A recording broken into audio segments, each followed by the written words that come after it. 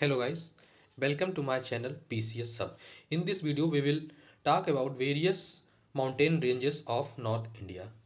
जैसा कि हम लोग जानते हैं कि first part of physiography of India हम लोगों ने पहले ही कर रखा है। हम लोग उसको इस वीडियो में फर्दर कंटिन्यू करेंगे और जानेंगे various mountain ranges of north India के बारे में इन डिटेल। तो पिछले वाले वीडियो में हम लोगों ने एक जनरल ओवरव्यू लिया था various mountain ranges of north India का। इस वीडियो में हम लोग उसको डिटेल में थोड़ा पढ़ेंगे और उसके बारे में डिटेल में जानेंगे। तो चलिए शुरू करते हैं अपना ये लेक्चर। और अगर हाँ अभी तक आप लोगों ने मेरे चैनल को सब्सक्राइब नहीं किया है तो प्लीज़ सब्सक्राइब कर दें। आपके एक सब्सक्राइब करने से मुझे बहुत मोटिवेशन मिलेगा और मैं फर्दर ऐसे इंटरेस्टिंग वीडियोज़ के साथ आता रहूँगा। तो चलिए शुरू करते हैं आज का लेक्चर। जैसा कि हम लोग जानते हैं कि पिछले वीडियो में हम लोगों ने बात की थी various mountain ranges of north India. अब इस वीडियो में हम लोग जो है उसी को कंटिन्यू कर रहे हैं। तो आइए एक बार रिवाइज करते हैं जो हम लोगों ने फर्स्ट वीडियो में बात किया था। तो फर्स्ट वीडियो में हम लोगों ने बात किया था वेरियस माउंटेन रेंजेस, जैसे कि आपको याद होगा कि पामीर नाट की बात की गई थी, जिसमें बताया गया था कि पामीर को रूफ ऑफ द वर्ल्ड बोलते हैं। क्या बोलते हैं? रूफ ऑफ द वर्ल्ड बोलते हैं। रूफ ऑफ द वर्ल्ड बोलते हैं। और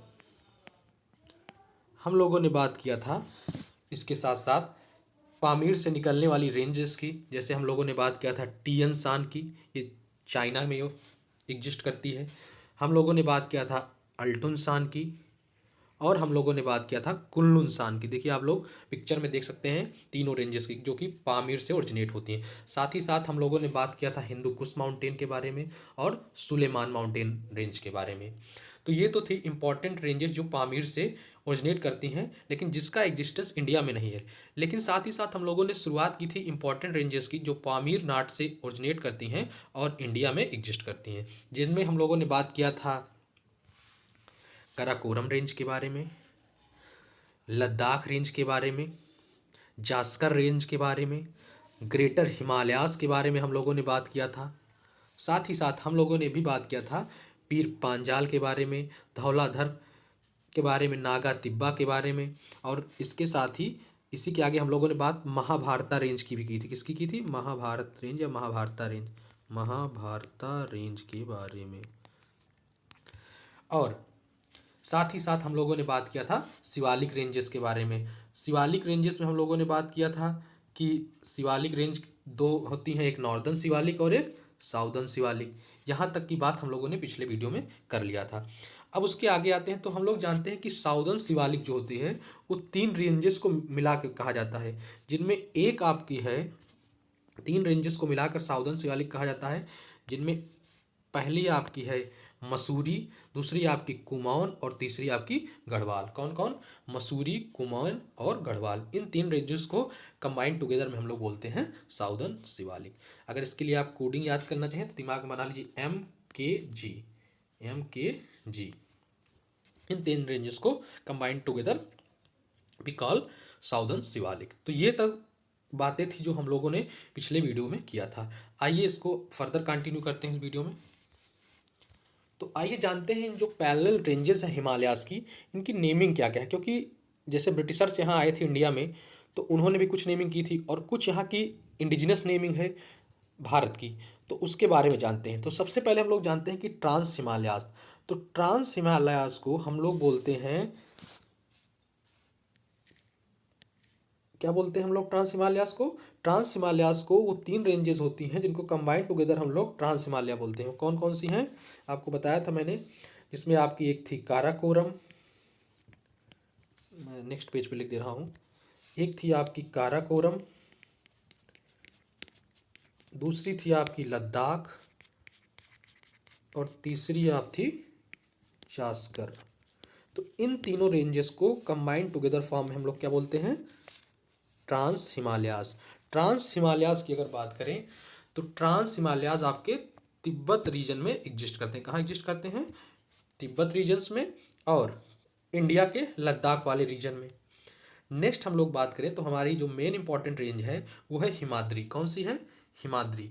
अगर बात करें हिमाद्री रेंज की तो हिमाद्री रेंज को हम लोग ग्रेटर हिमालय भी बोलते हैं और साथ ही साथ इनर हिमालय भी बोलते हैं। तो अगर कहीं एग्जाम में ग्रेटर हिमालय लिखा हो या इनर हिमालय लिखा हो या हिमाद्री, तीनों एक ही है। नेक्स्ट हम लोग बात करें तो हिमांचल। हिमांचल क्या होता है आपका? लेसर हिमालयाज या मिडिल हिमालयाज। क्या होता है? लेसर या मिडिल, दोनों कह सकते हैं हिमांचल को। अगर हम लोग बात करें हिमांचल में कौन कौन सी रेंजेस आती हैं, तो देखिए हिमांचल में जो जो रेंजेस आती हैं हम लोगों ने बात की थी। पहली रेंज थी आपकी पीर पांजाल, दूसरी आपकी थी धौलाधार, सॉरी धौलाधार, धौलाधार, तीसरी आपकी थी नागा तिब्बा और चौथी आपकी थी महाभारता रेंज। तो इन चार रेंजेस को कंबाइंड टुगेदर हम लोग क्या बोलते हैं? मिडिल हिमालयाज या हिमांचल।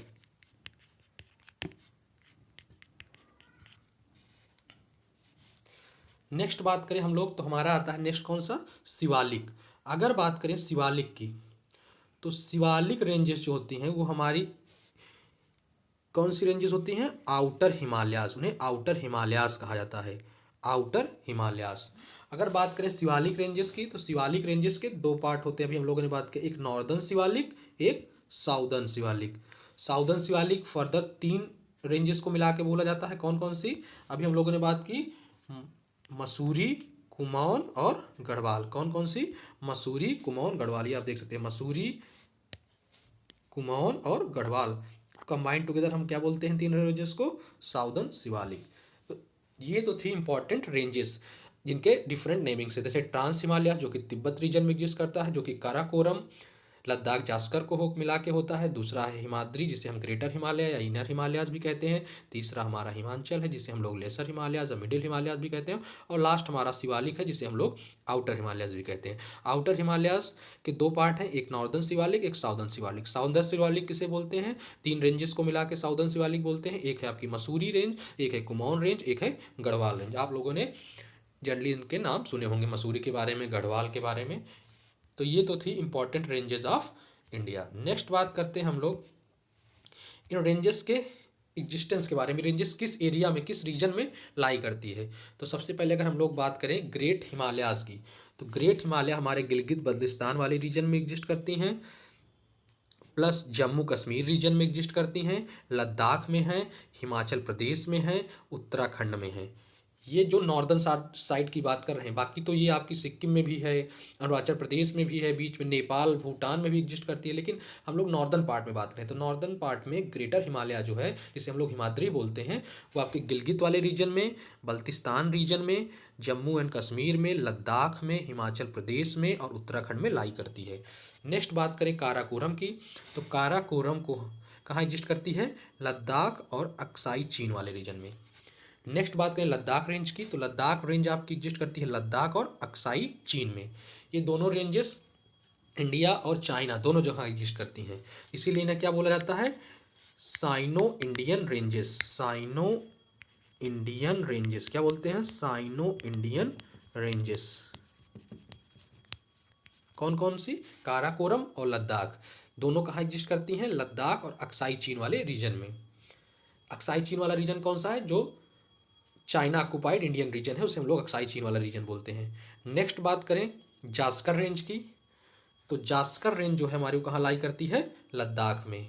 और लास्ट जो अगला है वो हमारा पीर पांजाल रेंज है जो एग्जिस्ट करती है जम्मू एंड कश्मीर रीजन में। पीर पांजाल रेंज कहाँ एग्जिस्ट करती है? जम्मू एंड कश्मीर रीजन में।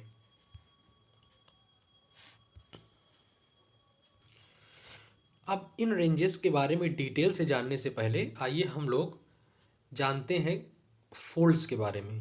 फोल्ड्स जानना आपके लिए ज़रूरी है, तभी आप जान पाएंगे कि कौन सी रेंजेस सिमेट्रिकल हैं और कौन सी रेंजेस एसिमेट्रिकल हैं और कौन सी रीजन रिकम्बेंट हैं या नैपी हैं। तो सबसे पहले जानते हैं तीन प्रकार के फोल्ड होते हैं। कौन कौन से फोल्ड्स कितने प्रकार के होते हैं? तीन।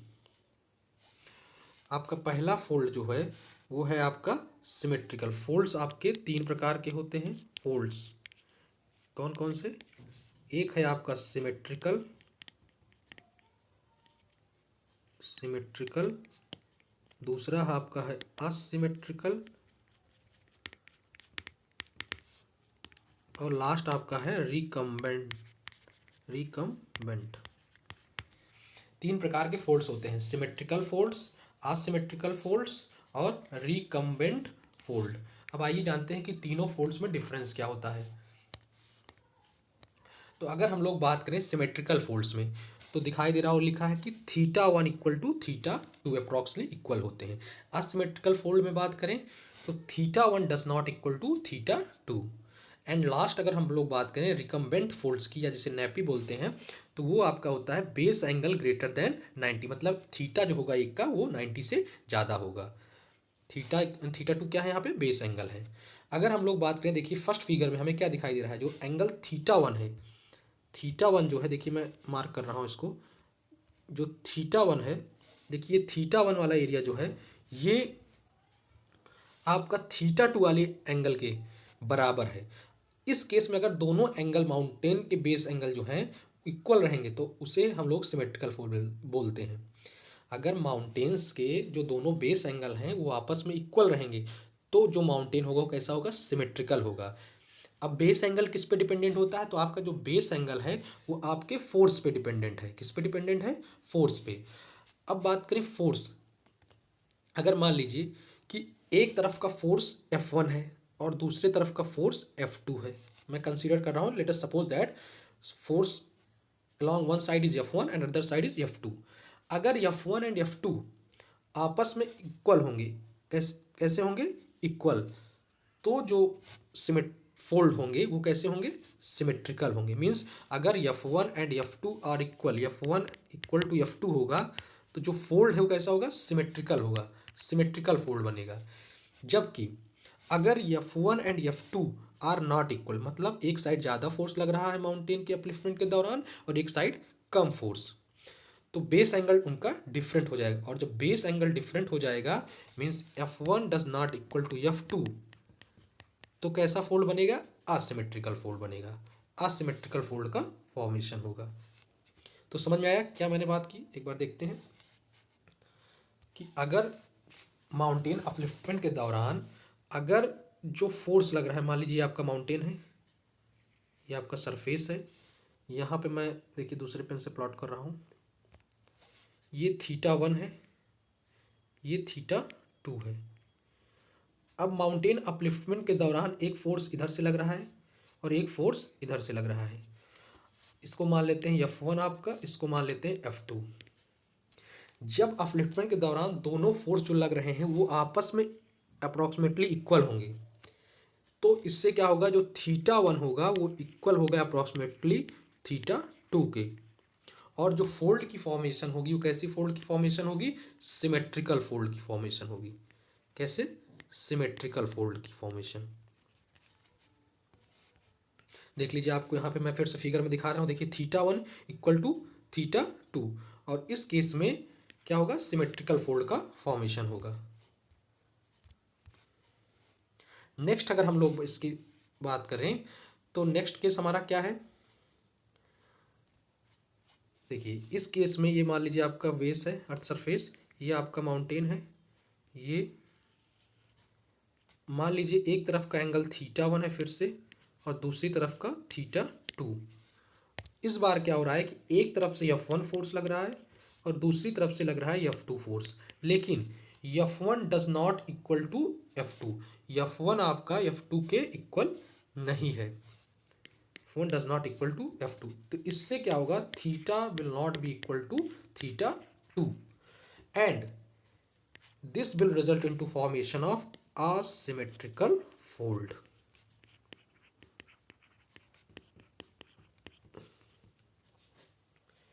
तो कैसा फोल्ड का फॉर्मेशन होगा, असिमेट्रिकल फोल्ड का।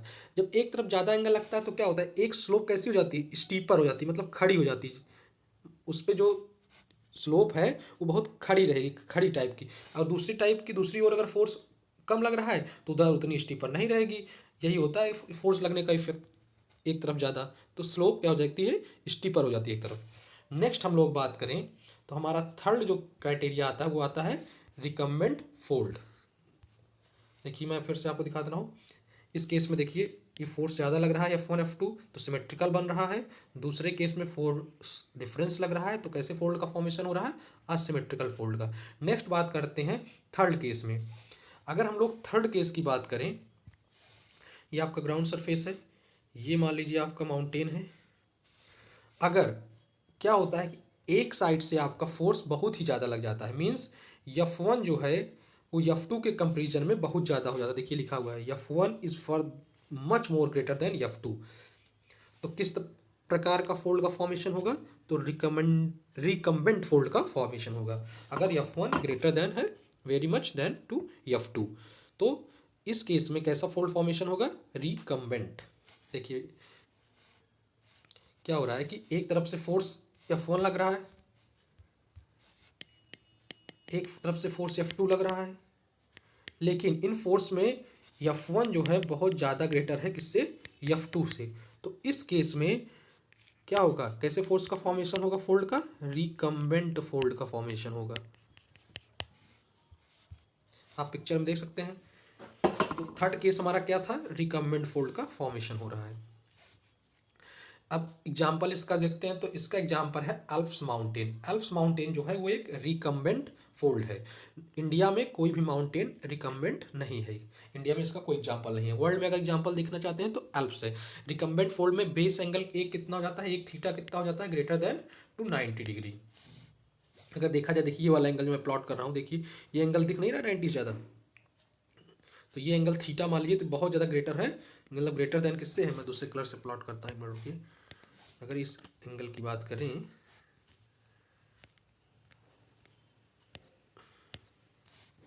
तो ये देखिए एंगल, ये एंगल थीटा अगर मान लीजिए तो ये ग्रेटर देन है 90 से। तो इस केस में किस तरह का फोल्ड का फॉर्मेशन हो रहा है, रिकम्बेंट फोल्ड का फॉर्मेशन हो रहा है। तो ये तो थे इंपॉर्टेंट फोल्ड्स जिनके बारे में हम लोगों ने पढ़ा। अब आते हैं नेक्स्ट, हम लोग क्यों हम लोगों ने इसके बारे में पढ़ा, क्योंकि इसकी आगे जरूरत पड़ने वाली थी। अभी हम लोगों ने बात किया किसके बारे में, ट्रांस हिमालयन माउंटेन के बारे में। तो ट्रांस हिमालयन माउंटेन तीन होते हैं, जैसा कि हम लोगों ने पढ़ा, Karakoram, Ladakh and Zanskar.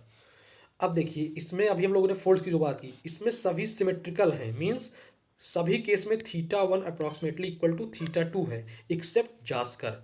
Means Karakoram and Ladakh both are symmetrical but Zanskar is not symmetrical. Next बात करें तो कैसा है, स्टीपर स्लोप है, किधर, साउथ की ओर, साउथ की ओर ज़्यादा खड़ा स्लोप है, साउथ की ओर मतलब दक्षिण की ओर। नेक्स्ट बात करें अगर इस माउंटेन रेंज की, तो इसका एल्टीट्यूड डिक्रीज होता है नॉर्थ से साउथ की ओर एंड ईस्ट टू वेस्ट, उत्तर से दक्षिण की ओर इसके एल्टीट्यूड में, मीन्स इसकी हाइट जो है वो कम होती है, और पूरब से पश्चिम की ओर भी इसकी हाइट क्या होती है, कम होती है। नेक्स्ट बात करें तो काराकोरम का 90% पीक लाई करता है स्नो लाइन के ऊपर। अभी आप लोग जान लीजिए कि इसका 90% पीक जो है स्नो लाइन के ऊपर लाई करता है। हम लोग स्नो लाइन के बारे में नेक्स्ट वीडियो में बात करेंगे। पासेज एंड पीक्स जो है इसके लिए मैं अलग से वीडियो बनाऊंगा, उसमें सारे इंपॉर्टेंट रेंजेस के जितने भी पासेज और पीक हैं उसका एक कंप्लीट वीडियो होगा। अगर इस माउंटेन रेंज के ग्लेशियर्स की बात करें तो उसमें सियाचिन हो गया, आपका लद्दाख ग्लेशियर हो गया, ये ग्लेशियर्स हैं।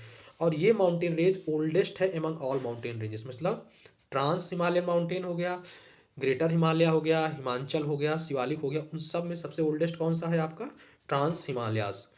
नेक्स्ट बात करें तो ग्रेट हिमालय से ये कैसे सेपरेट होता है, एक लाइन से, जिसे हम लोग क्या बोलते हैं, हिंग लाइन या ITSZ, इसको बोलते हैं ITSZ। ITSZ का फुल फॉर्म क्या होता है, उसका फुल फॉर्म होता है, मैं आपको एक मिनट बता रहा हूँ। ITSZ का जो फुल फॉर्म होता है, ITSZ का उसका फुल फॉर्म होता है Indus Tsangpo suture zone, Indus Tsangpo suture zone, ITSZ का फुल फॉर्म होता है इंडस सैंगपो सर्चर जोन। और इससे ही हम लोग क्या बोलते हैं, हिंग लाइन भी बोलते हैं। ये सेपरेट करती है किसे, सॉरी हिंग लाइन बोलते हैं, हिंग लाइन नहीं, लाइन, इट्स लाइन, हिंग लाइन। और इससे ही हम लोग हिंग लाइन भी बोलते हैं, बताया मैंने जैसे कि। और ये सेपरेट करता है, किससे सेपरेट करता है, ट्रांस हिमालयास को greater Himalayas means great Himalaya से। तो ये तो था हमारा नेक्स्ट। अब आते हैं हम लोग अपने नेक्स्ट टॉपिक पर। हमारा अगला टॉपिक है ग्रेटर हिमालयास। अब हम लोग ग्रेटर हिमालयास और इसके बचे हुए जो पार्ट हैं उनको नेक्स्ट वीडियो में बात करेंगे। तो प्लीज़ मेरे चैनल को सब्सक्राइब करिए, की कृपा करें। Thank you very much. और अगर हाँ अभी तक बेल आइकन को नहीं दबाया तो कृपया करके बेल आइकन को दबाएं। Thank you very much.